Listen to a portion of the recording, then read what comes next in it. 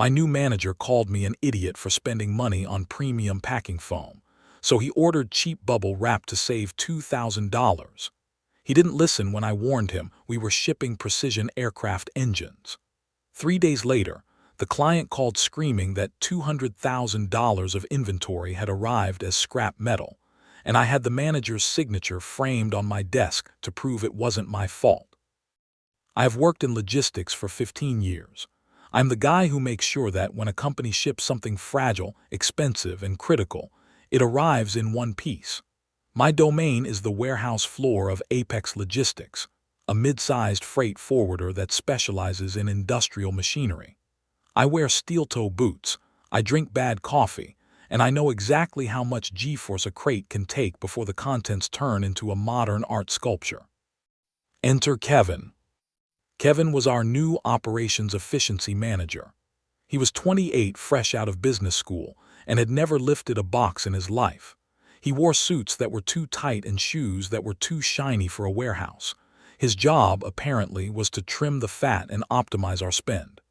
To Kevin, fat meant anything that cost money, and optimize meant buying the cheapest garbage available. On his second day, Kevin walked into the packing bay while I was overseeing the shipment of 6 custom-built turbine engines. These things are masterpieces of engineering. They are calibrated to the micron. They cost $35,000 each. We pack them in custom-molded, high-density expanding foam inside reinforced wooden crates. It costs about $400 per crate for the materials. It is expensive. It is also necessary. "What is this?" Kevin asked, picking up a canister of the expanding foam agent. "This invoice says we spend $3,000 a month on this stuff. That's insane." "It's high-density foam, Kevin," I said, not looking up from my clipboard. "It absorbs shock. These engines can't take vibration. If they shift during transit, the bearings get misaligned." "It's wasteful," Kevin declared, dropping the canister. "I found a vendor who sells bubble wrap rolls for a fraction of the price. We can just wrap them really tight. It's the same thing. It's all just plastic air." I stopped what I was doing. I looked at him. "Kevin, bubble wrap is for toaster ovens. These are aircraft components. They weigh 400 pounds.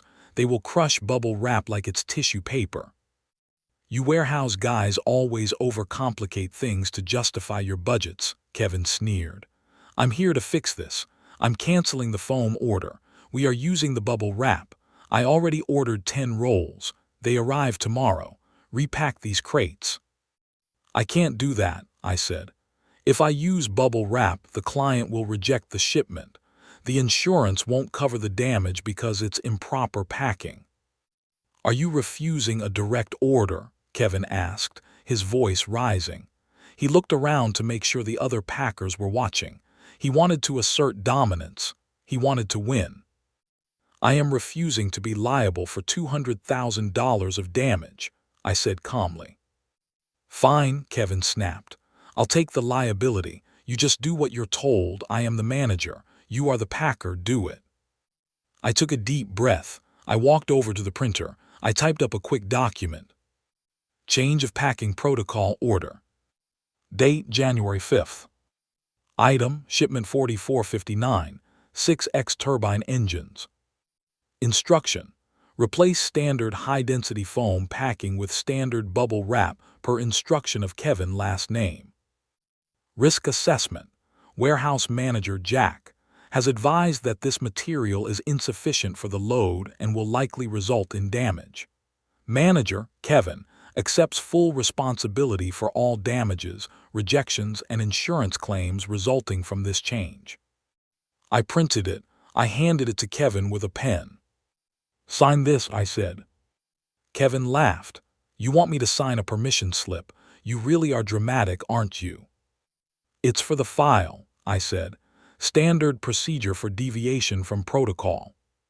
"Whatever," Kevin said. He scribbled his signature with a flourish. He didn't even read the risk assessment part. He just wanted to be right. "Now get it done. The truck leaves at 4 p.m. I took the paper. I scanned it. I emailed a copy to myself. I put the original in a plastic sheet protector and pinned it to the corkboard right above my desk. Then I told the boys to break out the bubble wrap. We wrapped those engines. We used rolls and rolls of it. It looked ridiculous. It looked like we were shipping giant marshmallows. We put them in the crates. There was play. The engines wobbled. I knew with 100% certainty that the moment that truck hit a pothole, the bubble wrap would pop, the engines would slam into the wood, and the delicate internal components would be destroyed. We loaded the truck. Kevin watched from the loading dock, arms crossed, looking smug. "See," he said, "saved us $2,000 right there. That's a $24,000 annual saving. I'm going to put that in my quarterly review." "You do that, Kevin," I said. The truck drove away. I went home. I slept like a baby. I knew what was coming. It takes 3 days for a truck to get from our warehouse in Ohio to the client in Texas. 3 days of peace.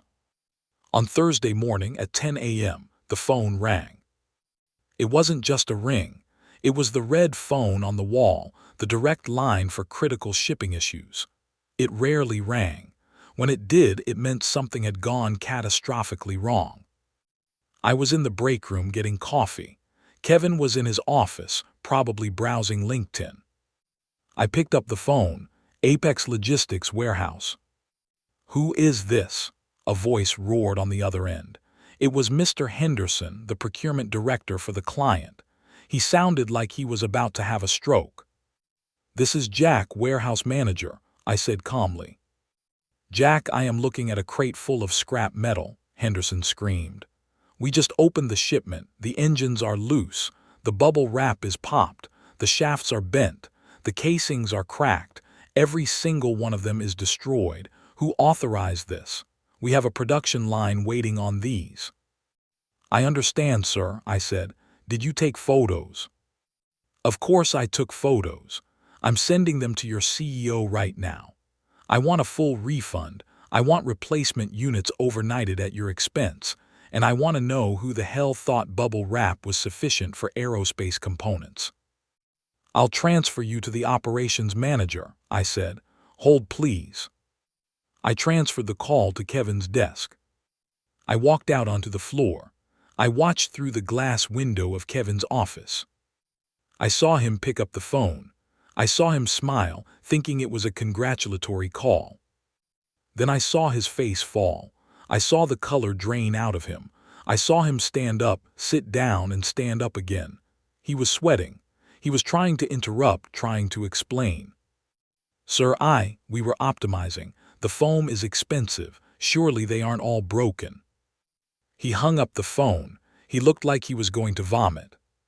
5 minutes later, the PA system crackled. "Kevin and Jack, please report to the CEO's office immediately." This was it. I grabbed the plastic sheet protector from my corkboard. I walked upstairs.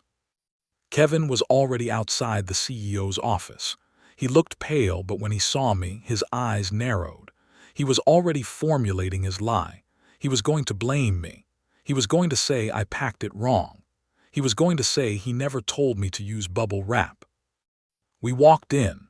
The CEO, Mr. Sterling, was sitting at the head of the table. He looked furious. On the screen behind him were the photos Henderson had sent. The engines looked like they had been dropped from a plane. They were wrecked. "Do you have any idea what this is?" Sterling asked, pointing at the screen. It's the shipment," Kevin stammered.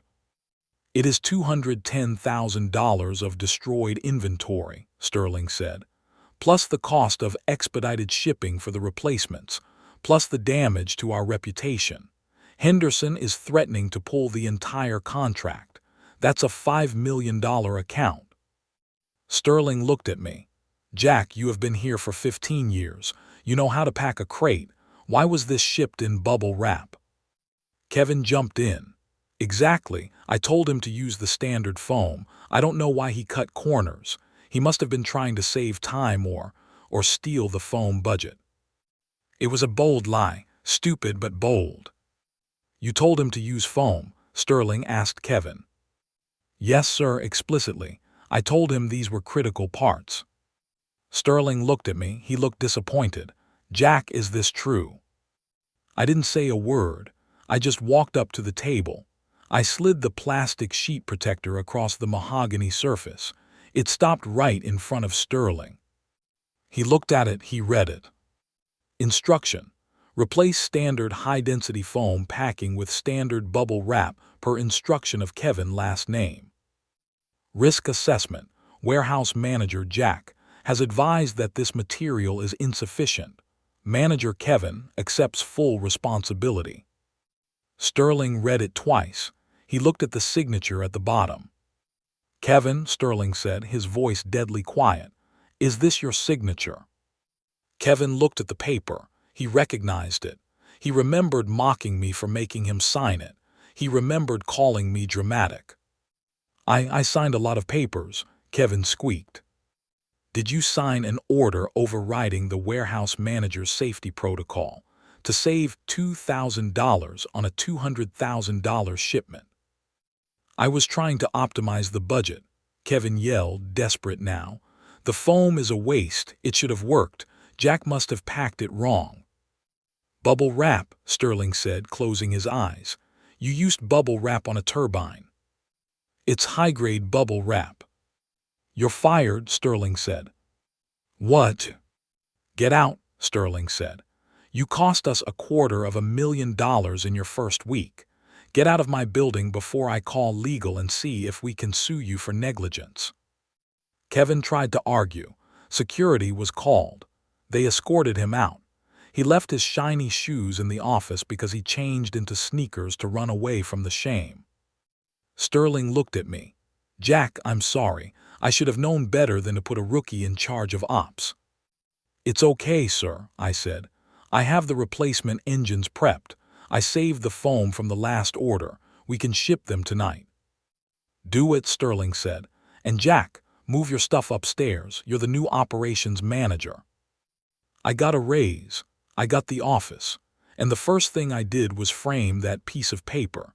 It hangs on the wall behind my desk, right next to a piece of popped bubble wrap. A reminder that sometimes the most expensive thing you can do is try to be cheap. So, dear viewers, was I wrong for letting him sign his own termination letter? If you have made it this far and want to see more videos like this, then kindly subscribe and turn on notifications so you may never miss another story like this.